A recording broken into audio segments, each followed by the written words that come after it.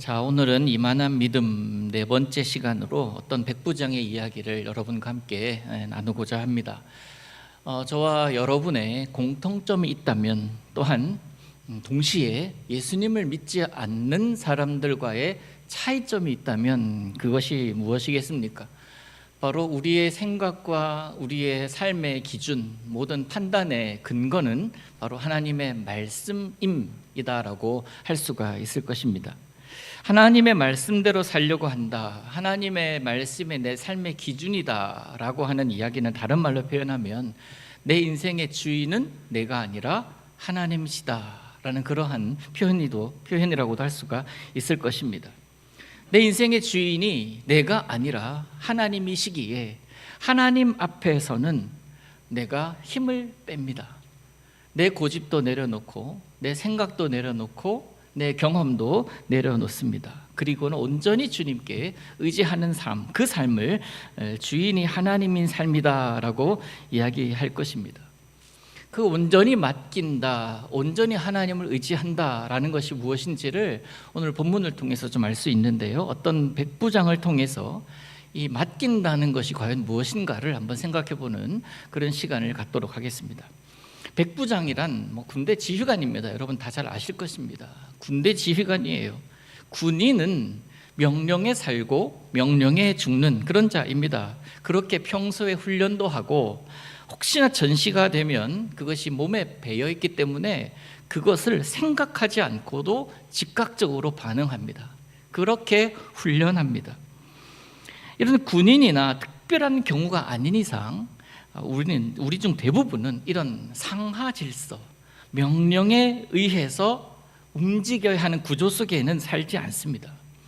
그렇지만 가만히 생각해 보면 어떤 명령이 있고 그 명령에 대해서 기계적인 복종의 모습은 안 할지라도 그가 가지고 있는 권위, 그가 가지고 있는 위치, 또 그가 가지고 있는 그 말의 힘으로 인해서 존중해 주어야 할 사람, 또 그 말을 내가 받아들여야 할 사람은 누구에게나 존재합니다.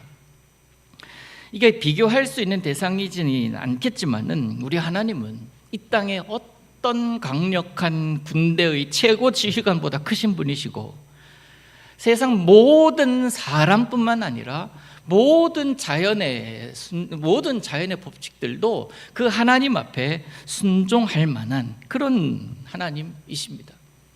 그런데 사람들은 그분의 명령을 따르지 않습니다. 모든 사람이 그렇진 않겠지만 사람들은 참 정말 지독하게도 하나님의 말씀, 그 뜻에 순종하지 않는 그런 이유가 있습니다. 첫 번째는 몰라서 그렇고요. 두 번째는 하나님을 하나님으로 인정하지 않기 때문에 그렇습니다. 그러나 알든 모르든 관계가 없든 하나님을 하나님이라고 부르든 부르지 않든 그 하나님은 하나님이신 줄로 믿습니다.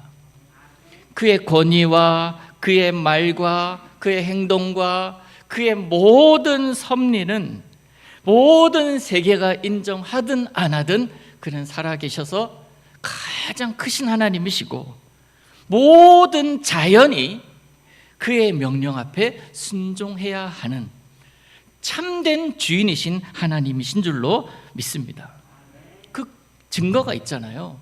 예수님께서 풍랑이나 호수 앞에서 잠잠하라 하셨습니다. 그 즉시 엄청난 고요가 밀려왔습니다. 풍랑에는 그 배 가운데에 예수님뿐만 아니라 제자들도 함께 있었습니다. 그 예수님께서 그런 풍랑 가운데서도 주무시는 것을 보고는 제자들이 막 깨웁니다. 우리가 죽게 되었습니다. 예수님께서 일어나셔서 잠잠하라 하십니다. 자연과 바람이 잠잠해졌습니다. 그런데 거기 타고 있던 제자들은 어떻습니까? 이가 누구이기에 바람과 바다도 잠잠게 되는고, 그런 이야기를 하죠.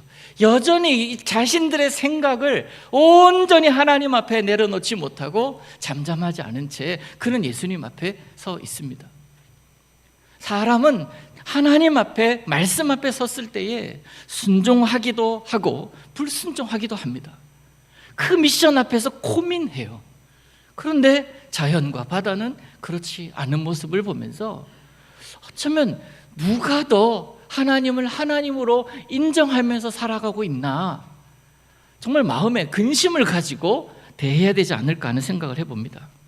우리 하나님은 세상의 권위와 세상의 그 어떤 힘보다 크신 하나님이신데, 군인이 명령에 복종하는 모습보다 사람이 하나님의 말씀에 순종하지 않는 모습이 죄송하지만 더 큰 모습이다라고 말할 수밖에 없습니다. 이것을 다르게 표현하면 요즘 매번 제가 언급하는 믿음에 관한 이야기를 얘기할 수 있지 않을까요? 믿음이 없어서 그렇다라고 조심스럽게 이야기할 수 있지 않겠습니까? 무엇을 보든 아는 만큼 보이고 무엇을 듣든 아는 만큼 들립니다. 믿음의 원리도 똑같습니다. 믿음만큼 누리는 법이다라는 거예요. 그 하나님을 내가 얼마나 신뢰하고 얼마나 그 하나님께 의지하느냐에 따라서 하나님의 크고 광대하심을 경험할 수가 있다라는 거예요. 오늘 본문에서 말하고 있는 핵심이 이겁니다. 어떤 백부장의 종이 그 중풍병에서 나았다라는 것이 아닙니다. 그것은 현상일 뿐이에요. 현상입니다. 그 사건에 우리가 행간을 볼 수 있어야 돼요. 오늘 놓치면 안 되는 것은 뭡니까? 어떤 백부장의 모습이에요.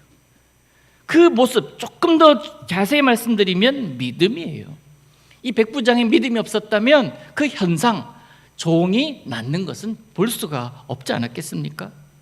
백부장, 100명 정도의 부하를 거느리는 군인입니다. 가버나움에 주재하는 것 같아요. 그래서 그 지역을 책임지고 있는 로마의 장교입니다. 그런 자리에 있는 사람이라면 자기의 마음대로, 자기의 뜻대로 그들을 조종하려 할 수도 있습니다. 멸시하려고 하면 얼마든지 그럴 수 있고요. 조금만 내 뜻에 반하는 이야기를 하거나 행동을 보인다면 지도새도 모르게 사라지게 할 수도 있는 그런 권한을 가지고 있는 그런 사람이라고 볼 수도 있습니다. 그러기에 당연히 사람들은 그를 무서워할 수밖에 없었을 겁니다.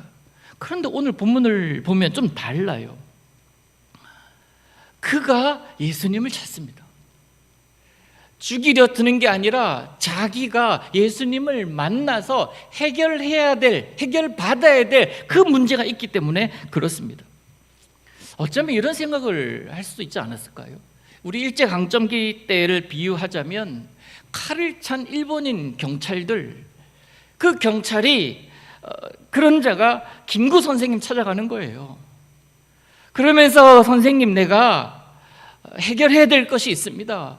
당신이 해결해야 될 문제가 있습니다 하면서 고개 숙이고 머리 조아리고 있는 이야기입니다.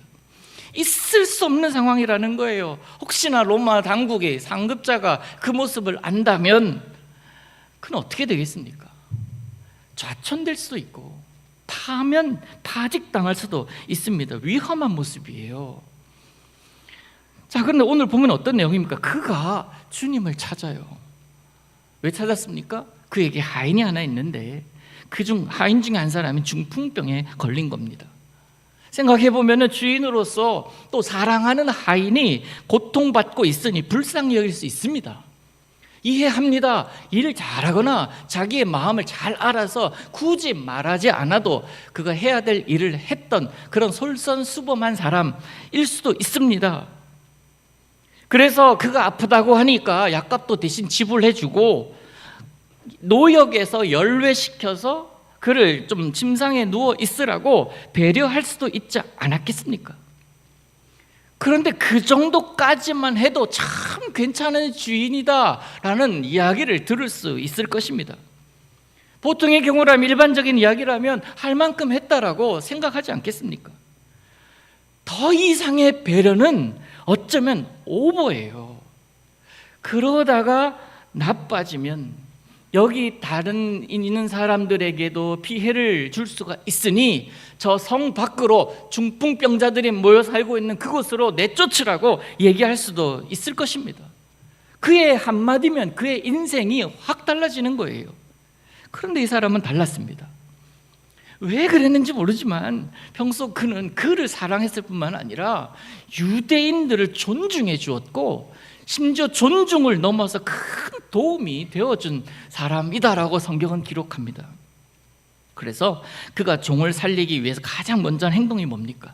유대인의 장로도 몇 사람을 예수님께 보내요. 그리고 예수님께 정중하게 부탁합니다. 오늘 본문 3절을 보니까 이런 얘기를 합니다. 예수의 소문을 듣고 유대인의 장로 몇 사람을 예수께 보내어 오셔서 그 종을 구해 주시기를 청한지라. 장로 몇 사람을 예수님께 보냅니다. 사실 이 똑같은 본문인 마태복음에서는 그 백부장이 직접 예수님께 나아간 것으로 되어 있거든요. 마태복음 8장 6절에 이렇게 얘기합니다. 주여, 내 하인이 중풍병으로 집에 누워 몹시 괴로워하나이다. 주님 앞에 직접 나가서 그렇게 고쳐달라고 한 것으로 기록되어 있습니다. 달라요. 조금은 달라요. 어떤 것이 사실인지는 알 수가 없습니다만 여하튼 그는 예수님을 갈망했던 사람이다라는 거예요. 왜? 자기 자신의 종의 병을 고칠 수 있는 이는 예수님밖에 없다라는 사실을 그는 믿었기 때문에 그렇습니다. 그래서 자신이 직접 나갔든 유대인의 장로 몇 사람에게 부탁을 해서 갔든 어떻게 예수님을 알게 되었고 그가 유대인들과 친분을 쌓는지는 알 수가 없지만 그는 예수님이 해결 방법, 유일한 해결책임을 알고 있었던 거예요. 모르긴 해도 추측하건대 그가 회당에 가서 여호와의 율법의 말씀을 들었을 수도 있었을 것이고 소위 이 유대인의 장로들을 청하여 성경 공부 시간을 가진 것이라고도 생각할 수가 있겠습니다만은 그런데 그 예수님이 직접 그 소문을 듣다가 그 예수님이 그곳으로 오신다는 얘기를 듣고 그를 만나게 해줘야겠다 라는 생각을 한 것입니다. 이런 것들이 이 말씀이 어떤 말씀인지 그 장로들에게 물어보기도 하고 제사장에게 물어보기도 하고 그래서 그 답변을 듣는 그런 시간들도 가졌을 것이다 라는 이러한 추측들이 신빙성이 있는 것은 그의 행동 때문에 그래요. 자신의 종을 고칠 수 있는 유일한 방법은 예수밖에 없다.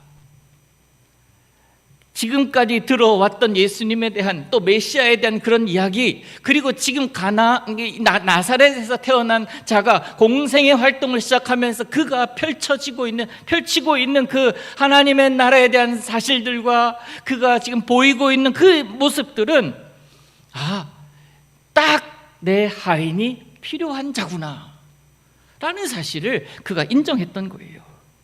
그런데 어느 날 예수님께서 가버나움에 오셨다라는 소식을 듣고는 예수님을 청해야겠다라는 생각을 한 겁니다. 근데 한편 생각해 보면 좀 이런 표현을 써서 죄송합니다만은 당시에 병든 종이란 마음에 안 들면 치우면 그만이에요. 물건과 같은 대상이었기 때문에 버리고 다른 물건을 그 자리에 채우면 그만입니다. 그런데 백부장의 성품은 그것이 아니었던 거예요.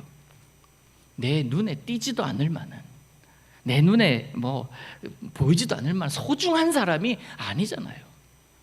그런데 그는 그를 사랑했어요. 그 사랑의 결과 그의 아픔까지도 함께 아파하고 있는 그런 사람이었다라는 겁니다. 그래서 예수님을 찾은 이유예요. 또한 그는 그 땅을 장악하고 있는 군대의 지휘관이었기 때문에 이 문제도 예수님을 자신의 집으로 오라고 누군가에게 명령하면 예수님은 잡혀오든 끌려오든 와야 되는 그런 상황 아닙니까? 그러면 그 권위 때문에라도 예수님은 그 명령을 따를 수밖에 없고 사람들은 예수님더러 그곳에 가셔야 됩니다라고 권유할 수밖에 없었을 것입니다. 실제로 그런 힘을 이 백부장은 가지고 있었습니다. 그런데 그 백부장은 자신의 힘을 그렇게 쓰지 않았습니다. 그는 자신이 알고 있는 유대인 장로 몇 사람에게 부탁하고 있어요. 부탁합니다. 청했다라고 성경은 기록하고 있죠. 여러분, 세상에 힘이 좀 있다고 하는 사람들의 모습과 너무나 비교됩니다. 사람 변하는 것 여러분 많이 보셨죠? 돈이 좀 생기면 사람 저렇게 변합니다. 힘이 생기면 사람 어떻게 저렇게 변할 수가 있나? 원래 저런 사람이었나? 그런 생각을 하게 합니다. 자리가 바뀌어도 그래요. 자리가 바뀌었는데 사람이 바뀌어요. 그 마음이 초심은 어디 간지 없고 그저 그 자리에 누리려고 하는 사람들을 참 많이 보이는데, 근데 이 백부장에게는 그런 모습이 없습니다. 장로들에게 청합니다. 자신이 직접 찾아가서 청하는 방법도 있었겠지만 오늘 본문 근거로 말씀드립니다. 그렇게 되는 경우에 지배국의 백부장이라는 지위를 이용한 모습으로 비칠 수 있었기 때문은 아니었을까. 또 유대인의 이 율법상 이건 결례다라고 생각했던 것 같아요.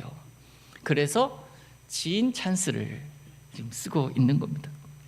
자, 이 백부장의 청을 들은 장로들, 거절할 수 없는 명령 앞에 섰기 때문에 억지로 예수님 앞에 나아갔을까요?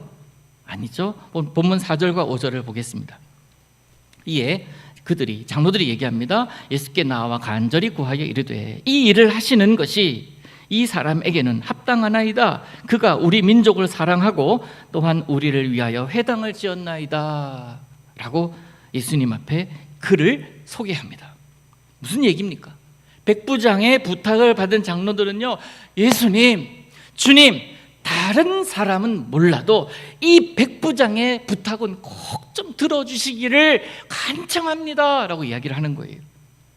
그는 정말 우리 민족을 위하는 사람입니다. 사랑하는 성도 여러분, 여러분의 모습이 이런 모습이기를 원합니다. 누군가 여러분을 위해 기도해 준다면 주님, 적어도 그의 기도는 주님께서 들어주셔야 합니다. 그의 상황 아시잖아요. 그의 마음 아시잖아요. 그가 얼마나 하나님 앞에 순종하고 얼마나 사람들에게 덕을 끼치는지 아시잖아요. 주님, 적어도 그의 기도는, 그의 문제는 해결해 주셔야 됩니다 할 만한 그런 대상이 여러분 되셔야 합니다. 예수님께서 백부장의 집을 향해 가십니다. 그 얘기를 들으셨잖아요. 또 유대인들을 위해서 회당까지 지어지고 많이 도와주는 그런 모습에 감사한 마음으로 가셨을 것입니다. 예수님께서 오신다는 소식을 들었습니다. 백부장이 어떻게 반응합니까? 집 청소해, 준비해, 이제 다과도 준비하고 그런 테이블도 다 닦아, 다시 닦아, 이러지 않아요. 또 사람을 보냅니다. 주님, 이곳까지 수고롭게 오실 필요 없습니다. 거기에서 그냥 말씀만 해 주십시오. 주님, 혹시 우리 집에 왔다가 주님 오해받으면 어떡합니까? 그리고 놀라운 이야기를 해요. 그냥 말씀만 해 주십시오.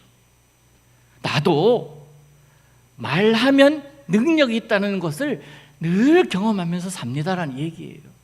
저 사람대로 가라 하면 가고요, 오라 하면 오고, 이것 해라면 하면 그 말에 권능이 있고 힘이 있기 때문에 합니다. 주님께서는 권능의 주님이신 줄 믿으니 그곳에서 말씀만 하시면 저기에서 응답될 줄로 믿는다는 그런 고백이에요. 그 소식을 예수님께서 듣습니다. 그리고는 예수님이 반응을 보이는데 9절을 보십시오. 따르는 무리에게 이르시되 내가 너희에게 이르노니, 뭐라고 합니까? 이스라엘 중에서도 이만한 믿음은 만나보지 못하였노라. 예수님께서 놀라신 거예요. 여러분, 우리 예수님 좀 놀라게 해드리십시다. 무엇으로요? 뭘로 우리가 예수님을 놀라게 해드릴까요? 가진 것으로? 건강으로? 내가 걸어가는 그 상황으로? 아니에요. 훨씬 더 건강한 사람 많고요, 훨씬 더 가진 것이 많은 사람들이 있습니다. 그것으로는 뭐 누군가와 비교가 되지 않아요. 그럼 뭘로 해야 될까요? 믿음이에요. 믿음. 그 믿음의 행위로 우리 주님 놀라게 해드리는 우리에게 될 수 있기를 간절히 소망합니다. 너 참 믿음직하다, 내 믿음이 정말 귀하구나. 2000년 전에 이 백부장이 그런 칭찬을 받았다면 2026년 2월을 시작하는 이날 첫 주일에 너만한 믿음 내가 본 적이 없다. 이제 그는 이만한 믿음을 인정받았으면 오늘 우리는 너만한 믿음을 내가 오늘날 본 적이 없다는 그런 칭찬이 여러분을 통해서 우리 주님 입술에서 나올 수 있기를 원합니다. 여러분, 사실 믿음이란 있다고 자랑할 것도 아니고 없다고 낙심할 것도 아니에요. 그렇게 판단하고 생각하는 건 내 생각이에요. 내 입장이에요. 중요한 것은 믿음이란 연결이에요. 하나님께서 나를 보실 수 있도록 내가 늘 하나님 앞에 서는 거예요. 연결됨이에요. 또 그 능력이신 예수님과 연결되어서 얼마나 소통하고 있는가가 중요합니다. 그래서 사탄은 그것이 중요한 것을 알기 때문에 자꾸 그것을 끊으려고 해요. 일 때문에 끊고요, 관계 때문에 끊으려고 그럽니다. 내 자존심 때문에 하나님과 나 사이의 관계, 나와 사랑하는 사람들과의 관계를 끊으려고, 단절시키라고 그렇게 계속 속삭여요. 성도와 성도의 사이의 관계, 말 한마디로, 표정 하나로, 그것으로 인해서 자꾸 서운하게 만들어요. 사소한 작은 말 하나 지나가지 못하고 그것을 확 내 마음에 품고는 그것 가지고 살아갑니다. 어떻게 나한테 저럴 수가 있어? 어떻게 나한테 저런 표정을 지을 수가 있어? 그러면서 상처를 이야기를 해요. 그래서 그 사람 만나고 싶지 않으려고 하고, 나아가서는요, 그 사람 다니는 교회 가고 싶지 않게 만들어요. 자꾸 그것을 끊으려고 하는 게 사탄이에요. 초대교회 성도들의 모습을 여러분 잘 아시잖아요.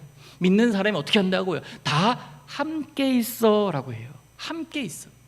이것부터 끊으려고 해요. 바쁘게 해서 모이지 못하게 합니다. 돈 벌러 가라고 하면서 마음에 하나님을 두지 못하게 해요. 그러면서 성도의 교제를 단절시키려고 합니다. 그러니까요, 함께 있지 못하니까 어떻게 됩니까? 내가 내 삶을 나눌 곳이 없어요. 그의 이야기를 듣고 내 이야기를 하면서 서로 함께 기도해주고 걱정해주고 염려해주고 또 필요한 것들을 채워줘야 되는데 단절되어 있으니까 채우지를 못해요. 왜? 필요한 게 뭔지를 모르니까. 그러면서 오랜만에 만나서 잘 살았지? 그것으로 끝나요. 단절이에요, 단절. 영적인 친구가 없는, 영적인 외로운 상태를 자꾸 만들어갑니다. 하나님 이걸 원하실까요? 함께 있지 못하니 모든 물건을 함께 쓰지도 못합니다. 재산과 소유를 팔고는 싶은데 팔아봐야 헛짓하고 있는 것 같은 느낌이 계속 들어요. 그래서 막 쌓아갑니다. 쌓아간 그것을 보면서 배부르다라고 얘기를 하는 거예요. 하나님이 주신 축복이다라고 이야기를 합니다. 그건 오해입니다. 여러분, 그래서 먼저는 내 믿음이 크도다, 이만한 믿음을 본 적이 없다라는 칭찬을 받기 위해서는요, 길을 쓰고 주님과 연결된 그 관계를 계속 유지하려고 노력해야 합니다. 주님과 내가 연결되어서 주께서 나를 기억하시고 주께서 나를 아시고 내 믿음을 인정해 주셔야 비로소 내가 믿음의 사람임이 확증되는 것입니다. 믿음은요, 그래서 내가 많다 적다 이거 판단이 아니라 내가 하나님과 얼마나 교제하고 있는가, 그리고 내 사랑하는 사람들과 얼마나 그 하나님의 사랑을 나누고 내게 주신 것들을 함께 공유하려고 하는가, 거기에 달려 있는 거예요. 사랑하는 성도 여러분, 오늘 백부장이 예수님을 향해 가졌던 그 마음으로 예수님 바라보시기를 원합니다. 나는 주님을 믿습니다. 나는 주님이 능력이심을 믿습니다. 주님은 말씀으로만이라도 역사하시고 그 말씀의 능력이 있어서 고치실 줄 믿습니다 하는 그 고백, 말로만이 아닌 정말 주님께 드려보시기를 원합니다. 반드시 그 믿음의 행위에 우리 주님은 역사하실 것입니다. 결론을 좀 내려볼게요. 우리가 주일마다 보고 있는 이만한 믿음의 사람들 시리즈 지금 하고 있잖아요. 지금 4번째 시간입니다. 엘리야를 통해서, 한나를 통해서, 또 지난 시간에 다니엘을 통해서, 오늘 이 어떤 백부장의 모습을 통해서 참 믿음 좋은 사람들의 이야기를 나누었습니다. 참 그들 믿음 좋구나, 참 이런 상황 가운데서 어떻게 하나님을 그렇게 붙들고 살았지? 공포스러웠을 것이고 낙심했을 것이고 그리고 정말 무서웠을 것인데 그럼에도 불구하고 여전히 하나님을 섬겼네, 참 믿음 좋은 사람이네 라고 감탄으로 끝나서는 안 되는 거예요. 예수님께서 여리고로 내려가실 때 강도 만난 한 사람 옆으로 세 부류의 사람이 지나갔다라는 비유를 말씀하셨습니다. 제사장이 지나가고 레위인이 지나가고 사마리아 사람이 지나갔습니다. 강도 만나 죽어가는 그 사람을 보고도 다 그냥 지나가요. 그런데 한 사람, 사마리아 사람이 그에게 다가가서 상처를 싸매주고 고쳐줍니다. 그러면서 치료비까지 다 대줘요. 그를 우리는 선한 사마리아인이다, 착한 사마리아인이다 라고 이야기를 합니다. 이것이 적용이 되어서 법도 정해졌어요. 선한 사마리아인 법이라는 법이 있습니다. 참 착한 사람이네, 자기 것 다 내어줄 정도로 사랑 많은 사람이네. 여러분, 그것으로 끝나면 안 된다고요. 참 괜찮은 사람이네, 이걸로 끝나면 안 된다고요. 예수님은 제사장과 레위인 그리고 사마리아 사람 중에 누가 그의 이웃이 되겠느냐라고 질문하십니다. 지금 대화하고 있는 사람은 율법교사거든요. 그 율법을 잘 아는 사람에게 그러면 이 세 사람 가운데 누가 강도 만난 자의 이웃이라고 생각하니? 라고 묻습니다. 율법교사는요, 세 번째 사마리아 사람이네요 라고 대답을 해야 하는데 그렇게 대답하지 않아요. 자비를 베푼 자입니다, 그 얘기를 해요. 사마리아에 편견이 있었기 때문에 그 땅, 그 사람 나는 언급하고 싶지 않다라는 거예요. 그 대답을 들으신 예수님 그 이야기를 어떻게 마무리하고 계시는지 여러분 아십니까? 누가복음 10장 37절에 보면 단 한마디 하세요. 가서 너도 이와 같이 해. 가서 너도 이와 같이 해. 그게 착한 사람이라고 생각하니? 그럼 너도 그렇게 해. 그게 믿음 있는 사람의 모습이라고 생각하는구나? 그렇게 너도 해.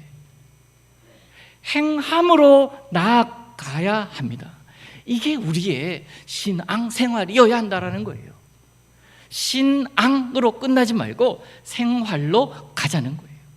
신앙 생활, 그렇게 살라는 겁니다. 우리 믿음은 살아있는 믿음이어야 합니다. 죽은 믿음은 아무 능력도 없고 단지 신념에 불과해요. 큰 일이든 작은 일이든 예수님은요, 내 상황 속에서 어떤 모습으로 반응하기를 원하실까요? 단 하나예요.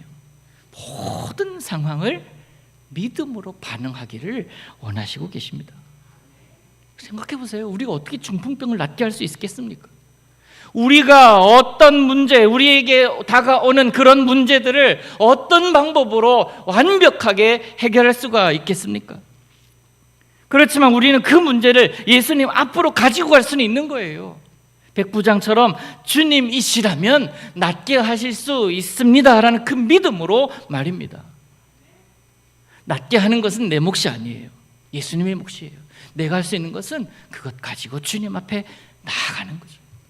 그 나아감 자체를 예수님은 귀하다 말씀하고 계신다라는 겁니다. 바라기는 여러분의 믿음의 행위에 예수님께서 주시는 결과가 있기를 원합니다. 나아가 여러분을 향한 예수님의 칭찬이 마르지 않기를 원합니다. 이것이 오늘을 살아가는 우리들의 이유라고 여겨집니다. 사랑하는 성도 여러분, 예수님으로부터 믿음, 인정받는 그런 삶을 살아가시기를 주님 이름으로 축복합니다. 기도합니다. 은혜의 주님, 우리에게도 믿음을 허락하여 주옵소서. 자꾸 약한 우리들의 마음에 찾아오시사 진정으로 예수님을 믿는 그 믿음으로 살게 하여 주시옵소서. 백부장의 믿음이 그의 종을 살렸듯 우리의 믿음이 살리는 믿음이 되게 하여 주옵소서. 믿음으로 살아갈 때에 성령께서 함께해 주시고 주께서 우리로 하여금 날마다 승리 주시는 분이심을 경험하며 살아가는 복을 누리게 하여 주옵소서. 예수님의 이름으로 기도하옵나이다. 아멘.